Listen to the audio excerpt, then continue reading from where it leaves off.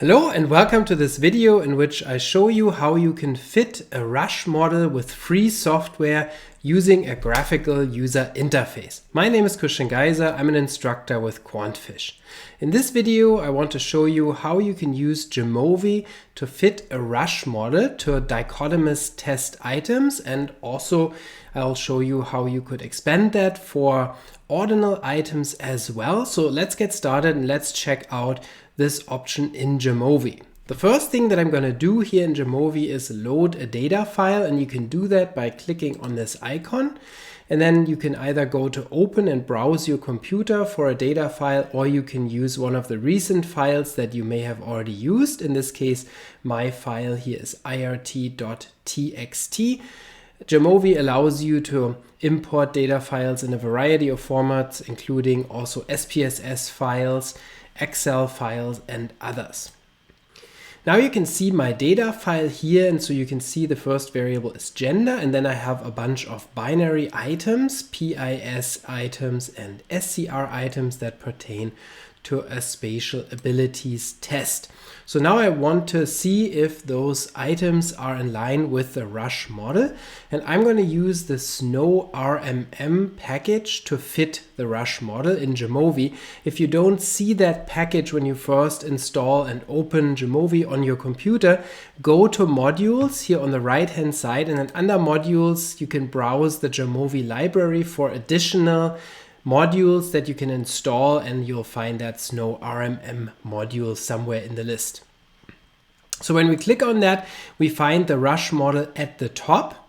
So I'm going to click on that, and then on the left hand side we can select our items for the analysis. So I'm going to use all 8 items here. I'm going to move them over into the variables field, and then you can see on the right hand side already some output is being generated by jamovi.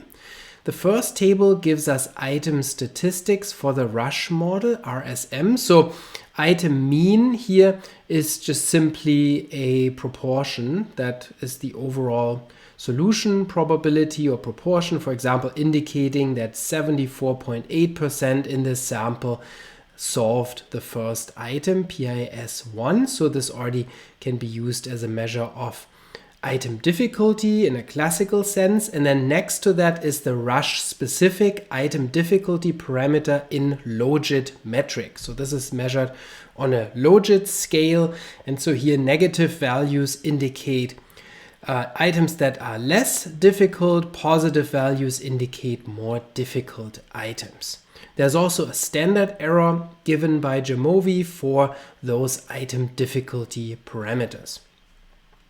Next is a table with model fit statistics, and here we get information criteria that we can use to compare the Rasch model to other models. So in and of themselves, they're not super or not really interpretable because they are relative model fit indices, and so they're only meaningful if compared to the same fit index for another model, like for example a 2-class mixed Rasch model or a 2-parameter logistic model. Next we have person separation reliability and other fit statistics in this table that you may or may not be interested in, and we get a right map where you can see a histogram of the latent trait or estimated latent trait scores on the Rasch scale on the left hand side, and on the right hand side you can see how the items order relative to the trait scores. Remember that item difficulties are measured on the same scale in the Rasch model, on that logit scale, as are the person trait values, and so therefore we can put them on the same graphic. And so here you can see that the SCR items tend to require higher ability, so they're more difficult, whereas the PIS items tend to be less difficult according to the Rasch analysis. Now this is the default output, but we can get additional output from jamovi for the Rasch model. When we go back to the left hand side, we can see that in cases where you have ordinal data or polydomous data with more than 2 categories that are ordered, you can use a Rasch rating scale model, or also you could use the Rasch partial credit model. So those would be options if you had ordinal data with more than 2 categories, which here we don't have. This is just binary data. Next, let's check out the item analysis option. So here you can see by default we got our item mean, so the proportions. We got the item difficulty parameter that is referred to as measure here, the standard error we got for the measure, and we got fit statistics. And so what we can request in addition are item fit statistics. So those could be useful for us to identify items that don't fit well with the Rasch model. So we get infit and outfit. And when we ask for those, then they are added to the first table with the item statistics. So you can see infit and outfit. As a rule, these should not be smaller than 0.5 and they should not be greater than 1.5. Roughly, you can see here none of these values is below 0.5 or above 1.5. So that would indicate that there's not really a bad item here. However, we can analyze that in more detail by looking at significance tests that allow us to test the Rasch model against the data. And so one here is under testing model, the likelihood ratio test, which is the Anderson test. And the Anderson test looks at whether the item parameters differ when they are estimated into subpopulations. And the way that the subpopulations are defined in jamovi by default is based on a median split, as you can see here. So the split criterion is the median. Another option that you could choose is the mean. So with the median split criterion then, the Anderson test looks at whether there's a significant difference between item parameters estimated for individuals who scored below the median versus individuals who scored at or above the median. So those two groups are separated and the item parameters are estimated separately in those two groups.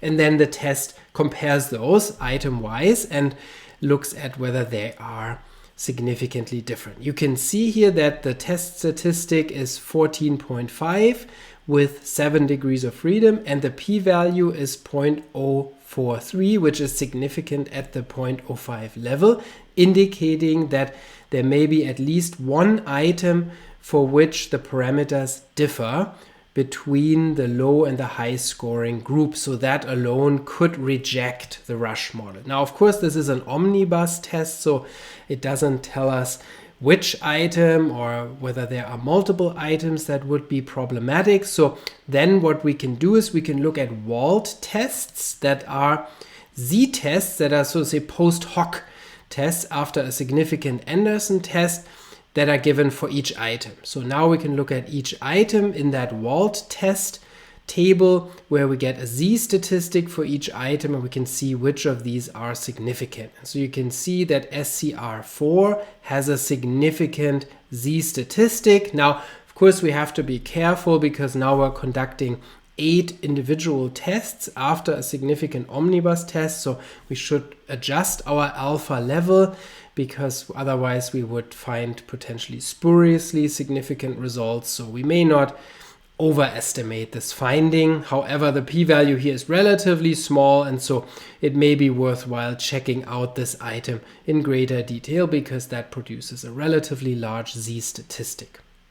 Another test of model fit that we can look at in jamovi is the Martin-Löw test. The Martin-Löw test basically does a similar thing as the Anderson test. However, it doesn't look at item parameters in subgroups of people, but rather looks at subgroups of people for different item sets. And so looks at whether there's a difference between those when we split the item sets and then estimate the person parameters based on those different item sets, which according to the Rasch model, different item sets should produce the same person parameter estimates within sampling error because of the specific objectivity implication of the Rasch model. And so you can see that the test statistic is also a likelihood ratio test.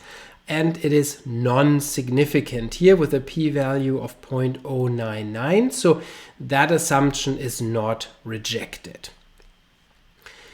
Next, we can take a look at plots, additional plots that may be helpful for us to look at model fit and other issues. So let's take a look at infit and outfit plots here first.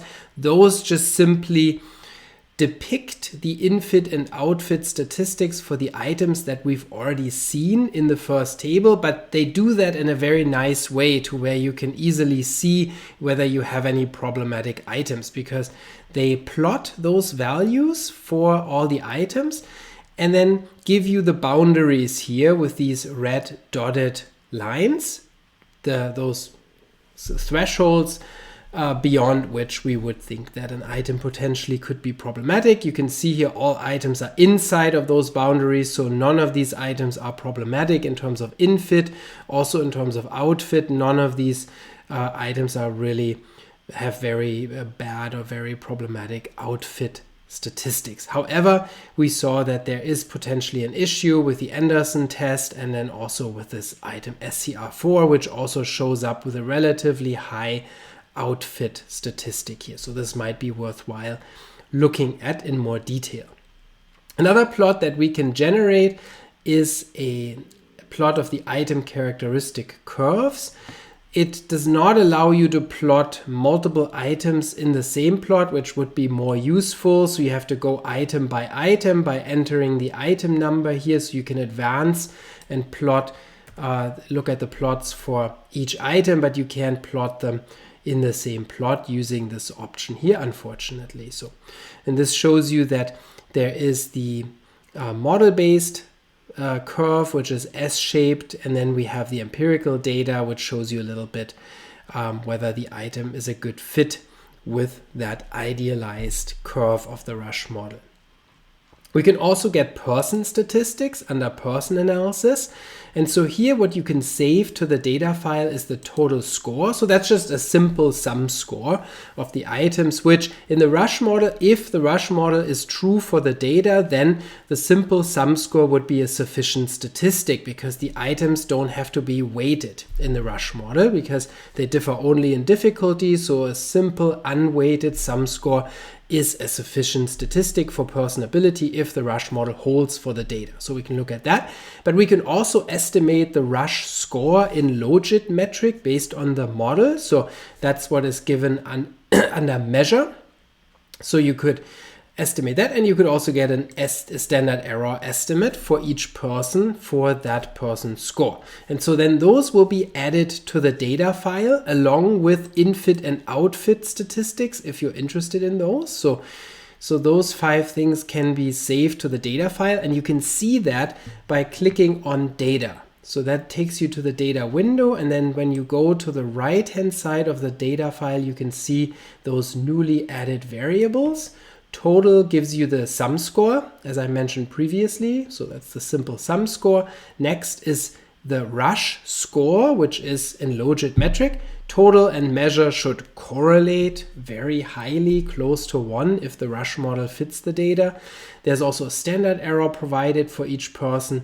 There's an infit statistic and an outfit statistic. You can see the standard errors here relatively high, and that's because there's a small sample. That's not an ideal sample to fit a Rasch model that I'm using here, so that looks a bit high.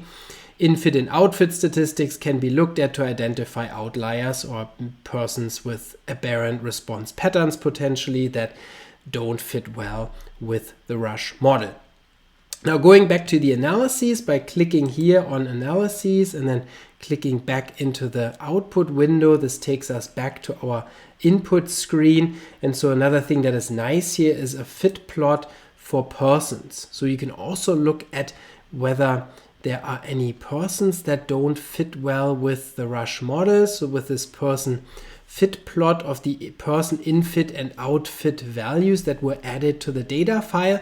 And here you can see that that is actually an indication that the Rasch model here may not be a good model for these data, because you can see many of those infit and outfit values are outside of the boundaries of what would typically be seen as acceptable. So again, this is between 0.5 and 1.5 is acceptable, and then there are plenty of person fit values that are outside of that, far outside. And so this could have to do with the fact that here we're analyzing two different item types. So some are PIS, some are SCR, and so those are spatial items that can be solved with different strategies. And so that could mean that some persons used some strategies and other persons used other strategies to solve these items. And so that could explain person misfit as is seen here. So those are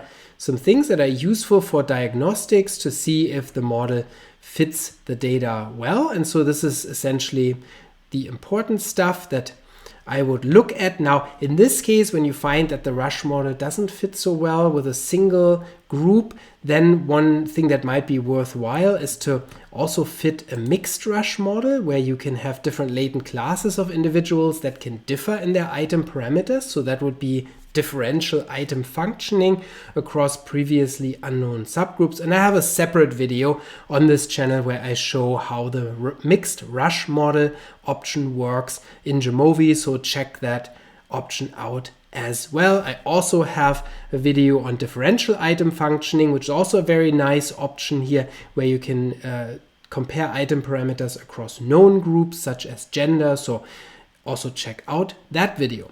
I hope you found this useful to learn about Rasch modeling in jamovi. My name is Christian Geiser, and I'll see you in the next video.